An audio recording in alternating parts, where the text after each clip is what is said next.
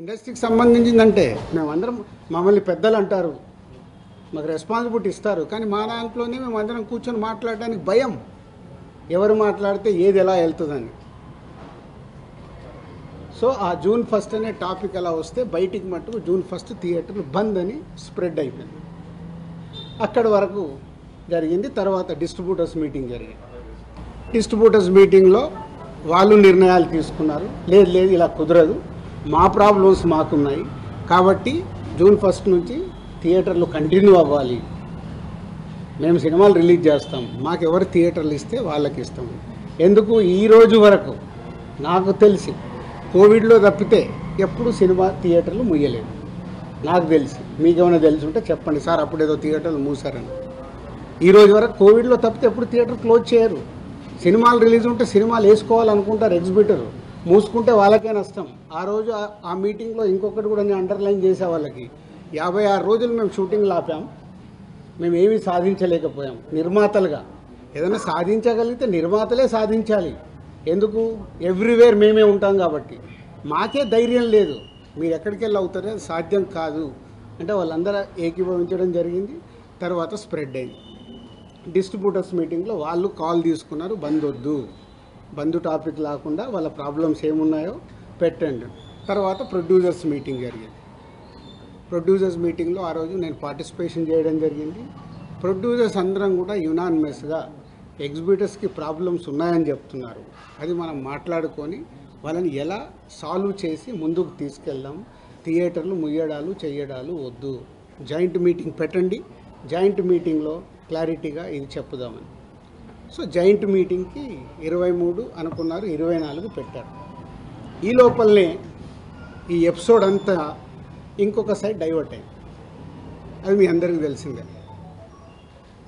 కళ్యాణ్ గారి సినిమా మీదకి ఇది డైవర్ట్ అయ్యి కళ్యాణ్ గారి సినిమాని ఇలా అనుకుంటున్నారు.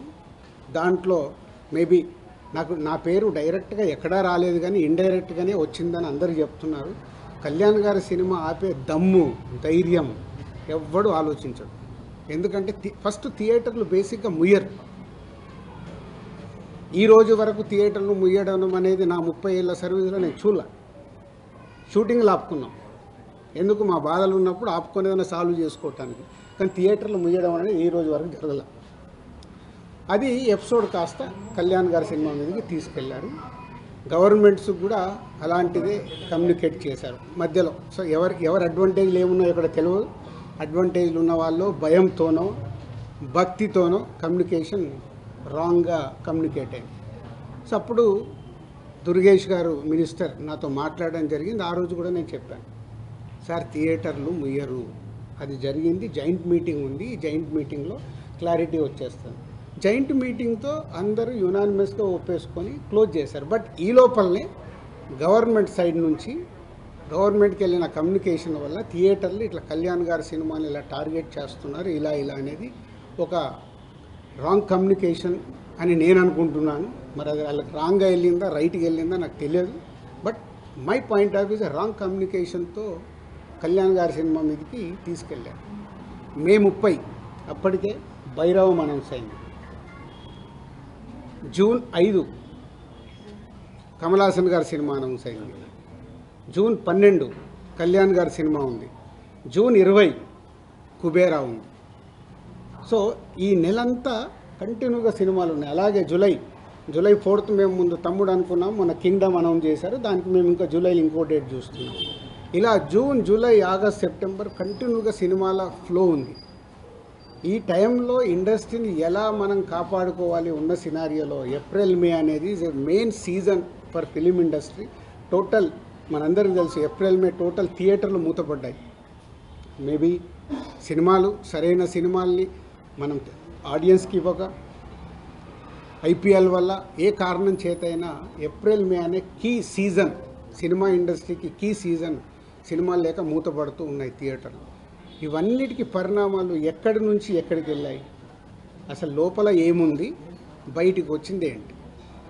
మన శాస్త్రం ఉంది. చిన్నప్పుడు సార్ నేను పాము చూశాను ఒక ఆయన అంటాడు, పక్క ఆయన వెళ్ళి అరే ఆడికి పాము కాదు పడిగిప్పిందట అంటాడు.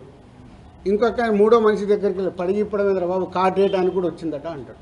యాక్చువల్ మొదట ఆయన చూసింది పామునే. పడగైంది, పడగకెళ్ళి కాటు. అంటే ముగ్గురు మనుషుల్లో ఎంత కమ్యూనికేషన్లో వెళ్తుంది. లోపల థియేటర్ వాళ్ళు ఈస్ట్ గోదావరిలో మొదలైంది. ఇప్పుడు ఆ ఈస్ట్ గోదావరి మొదలైన ఆయన మొన్న ఒక దాంట్లో ఇంటర్వ్యూ కూడా ఇచ్చాడు. ఆ వ్యక్తి ఇంటర్వ్యూ కూడా ఇచ్చాడు, ఏం జరుగుతుంది ఏంటి ఇండస్ట్రీ అని. ఆ వ్యక్తి ఇప్పుడు తీసుకొచ్చి దాన్ని మొత్తము తెలంగాణకి కనెక్ట్ చేసేసాడు. ఏప్రిల్ 19 ఈస్ట్ గోదావరిలో ఆయన అధ్యక్షతన మీటింగ్ జరిగితే అది ఎక్కడికి తీసుకొచ్చారు. సో ఇది టోటల్ ఎపిసోడ్. దీనికి ముందుగా నేను అందుకే దుర్గేష్ గారికి ముందు థ్యాంక్ చెప్పింది ఏంటంటే 9 రోజుల్లో ఎక్కడెక్కడో వెళ్తుంది. ఎందుకంటే సినిమా వాళ్ళకి 2 ప్రభుత్వాలు చాలా ఇంపార్టెంట్. ఇక్కడ కూడా నన్ను సీఎం రేవంత్ రెడ్డి గారు ఎఫ్డీసీ చైర్మన్గా పెట్టడానికి రీజనే అది. నేను చాలా బిజీగా ఉన్నంటే లేదు ప్రభుత్వానికి గవర్నమెంట్కి మధ్యలో నీలాంటి వాళ్ళు ఉంటే ఏ సమస్యలు ఉన్నా ఈజీగా కమ్యూనికేషన్ అవుతే సాల్వ్ అవుతుందండి. అలాగే ఏపీలో మనం చూసాం.